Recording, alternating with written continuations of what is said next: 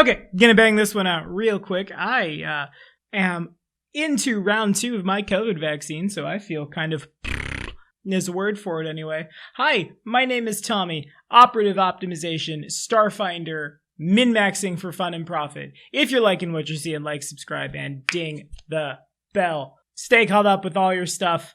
For now, here we go. Okay, so operatives are really good, horrifying damage houses that snap their fingers and make monsters go away. That's it. That's the video. Thank you all for watching. We'll see you next time. Kidding. Mostly. That's very true. The Starfinder Operative is a terrifying force of nature that has a mechanic that allows it to do a bunch of extra damage after succeeding on a skill check. A skill check of your choice based on the kind of operative you've rolled up, which I think is so cool. Via the trick attack feature, you move up to your speed, make that skill check at DC 20 plus the CR of the thing you're fighting. If you succeed, then you add extra damage to an attack, starting off small and scaling up to D8s eventually.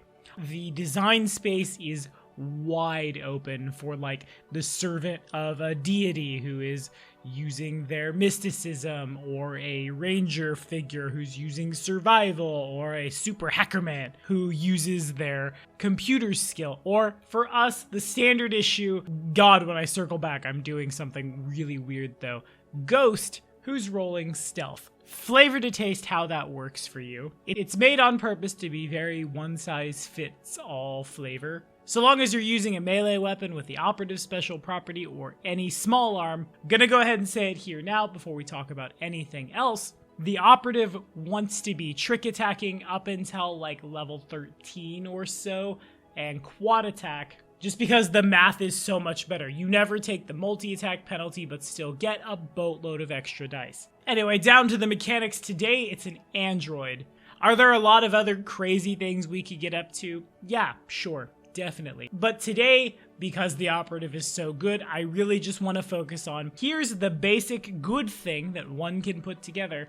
Look at this, as opposed to branching out too hard. The buff to dexterity and intelligence does everything we want. I'm going to assume your job is to show up, slit throats, leave. We'll be taking the nanite upgrade alternate racial trait, replacing our upgrade slot, which is super good, don't get me wrong, but I imagine it will be easy to get that on armor anyway. Getting nanite integration as a feat for free at first gives us the rebooting nanites power.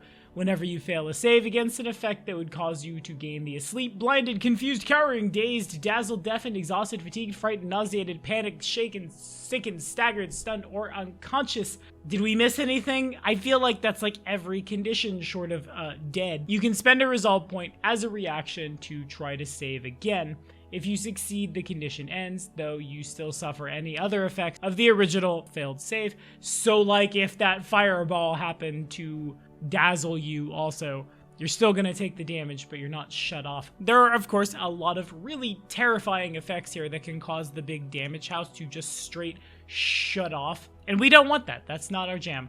Dangerously close to Ace Pilot for our theme, but I think Space Pirate is just a little better. Once per day when you're attempting stealth checks to hide, you can roll twice and take the better result. At level 12, Sword and Pistol, when you're wielding at least one one-handed melee weapon and at least one small arm, you can make 2 attacks against the same target as a standard action, which still takes the -4, but gives you the ability to move if you just need to stab, shoot, run away. Oh, by the way, did I mention operatives get enhancement bonuses to their move speed like they were monks? That's important. And also really freaking cool. Besmara's Blessing might come shining for you, but God, we're mostly here for Sword and Pistol. For our starting ability scores, though, we will want to pad out Strength. Strength will begin at 10, Dex all the way to 18, Con to 14 so you don't die, Int to 13, owing to the nature of how things are made here, having the odd exists, Wisdom to 10, Charisma to 8.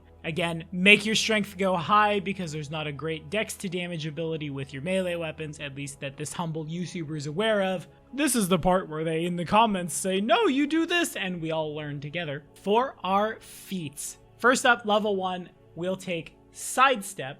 Whenever we are missed with a melee attack, we can take a guarded step as a reaction, as long as you remain within your opponent's threatened area. If you take this step, you can't guarded step during your next turn. If you take an action to move during your next turn, subtract 5 feet from your total movement. We're going to get a lot of abilities as we go, which will allow us to move through threat ranges without provoking. This just helps us stay a little bit mobile. This helps us set up flanks for the soldier with his big angry hammer, or the Solarian with their big angry space hammer, and helps us slide around in a world where things might eventually have much bigger threat ranges than we do.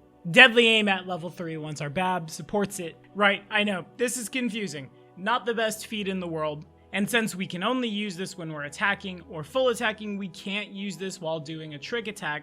But that said, knocking off a little bit of art to hit for damage buffs on a smaller weapon at low level play before we have extra attacks or a bunch of ways to mitigate attacks of opportunity from running away could be a really powerful option. Definitely won't be a powerful option late game compared to other things we could get up to, and helps us get our damage through when we have to pivot slightly to make sure that the knife we're stabbing into that dude's throat goes in just far enough to cause them to bleed out, right? We understand. Opening Volley next, my favorite feat from 1st edition. Whenever you deal damage to an opponent with a ranged attack on your first turn in a combat, you probably are doing this, Mr. Sneaky Pants. You gain a +2 circumstance bonus to your next melee attack roll against that opponent, which must occur before the end of your next turn. So, first turn, trick attack, shoot, are they still standing? Move forward, trick attack, stab, bonus to damage, finishing out that particular hostile. Weapon focus, small arms next, our thing we're doing the most probably. To eventually qualify for double tap. As a standard action, you can take a single attack action to make a double tap with a small arm. You gain a +1 bonus to your attack, and your bonus to damage from weapon specialization is equal to your character level rather than half your character level. The small arm can't have a bunch of fancy things on it, or any other property that would allow you to cheese this, and expends double ammo. But should you get staggered, should you not be able to nanite out of that, or for some other reason can't trick attack, helps you do more damage with the thing you're wanting to presumably use the most. Next, Great Fortitude. It's our worst save, then multi-weapon fighting, now that we're quad attacking. When you make a full attack with 2 or more small arms, or with 2 or more operative melee weapons, reduce the penalty for making that full attack by 1. Improved Great Fortitude comes next to let you re-roll a failed fort save so you don't, die to random space basilisks. I don't know. It's your worst save, pad it out. Next, we'll take Versatile Focus, so we can use weapon focus for everything that we have. Lastly, as always, it's hard for me to imagine a world where I'm not telling you to take Improved Initiative last. If you make it this far, get that +4, shoot the Space Demon Lord in the face before they get a chance to shoot you in the face. Easy enough. Oh, by the way, all operatives get skill focus for free in the important skill in which we are rolling. Ghosts get skill focus for free with acrobatics and stealth, which, classically speaking, real good. For the rest of our shenanigans, first, Alien Archive, the doubling Operative's Edge bonus to skill checks when identifying a creature and its abilities. Sure, super cool. That flat insight bonus to all the skill checks and our initiative. Wowie. But if you successfully identify a creature, which you probably will, you're getting a lot of buffs to that, and you have enough intelligence to reasonably pad out a lot of those, you gain a +2 enhancement bonus to the skill check that you make when you're trick attacking, which makes it all the more likely for you to be, that thing.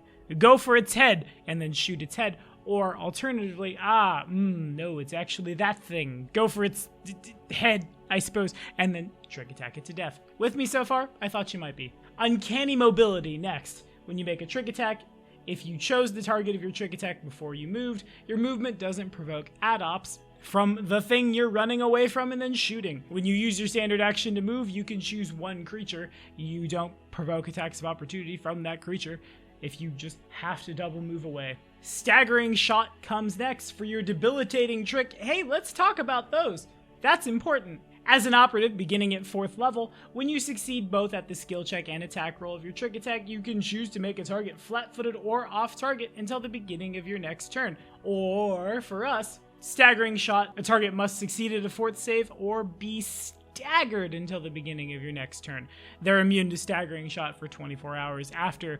However, in a world where a lot of people might show up to the table wanting to shoot with their laser gun, shutting off the ability to move and then attack is really, really good. Again, to say nothing of the fact that we, the operative, can outrun a lot of things. Now they can't double move to try to keep up, which feeds the thing we're doing so well. Next, Uncanny Shooter for just flat your ranged attacks with small arms don't provoke add-ops. Then Stunning Shot to just flat say you lose a turn if you fail a fort save when you debilitating trick a thing. Of course, they're immune to Stunning Shot for 24 hours after you knew you'd see it, but still, when you need it, there it is. We'll take Deactivating Shot next for even more debilitating trick shenanigans. Suppressing a magic item or deactivating one weapon, piece of equipment, or armor upgrade. Roll a d20 plus your operative level. The DC is equal to 10 plus the item level in question.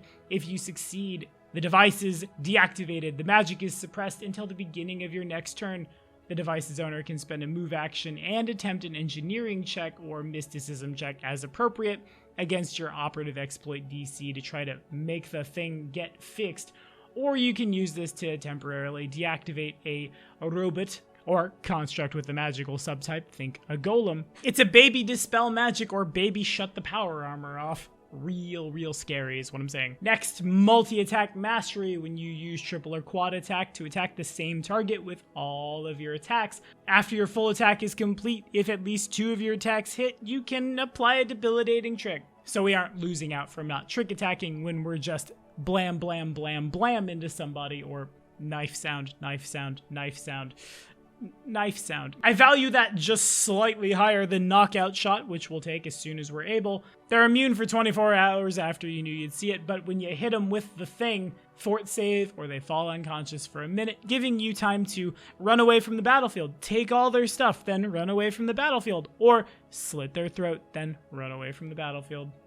Next, we'll grab Efficient Cloaking Field, so we can have our cloaking field last for 100 rounds or 10 minutes, in case we're just flat unable to become invisible by other means. This is a really good thing in our back pocket, especially because it recharges at 2 rounds of cloaking per minute while inactive. As a move action, you can expend 1 resolve point to recharge 20 rounds immediately. You can do this even while the field is active. Then lastly, Shadow Slide, because if you don't want to expend a resolve point, phase through solid matter for an hour, hit the plane of shadow, do the shadow scouts, come back, know all the things. And lastly, before we get out of here, our key items first, your augments, be they through surgery or tech hacks or whatever, make your stats go big, then a ring of protection for your worst save. Much like first edition, those are very staple. Wowie, I might need to make that video, huh? Do we have a big 6 in Starfinder? I think we have a big 6 in Starfinder. Next, the Grandchild's Cloak